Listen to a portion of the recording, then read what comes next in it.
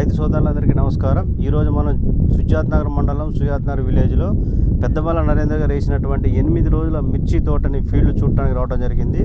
ఈ తోటలో మొదటి దఫా స్ప్రేయింగ్ ఏం చేస్తున్నారని చెప్పి మనం రైతు మాటలలో అడిగి తెలుసుకుందామండి. నరేంద్ర గారు నమస్కారం అండి. నమస్కారం అండి.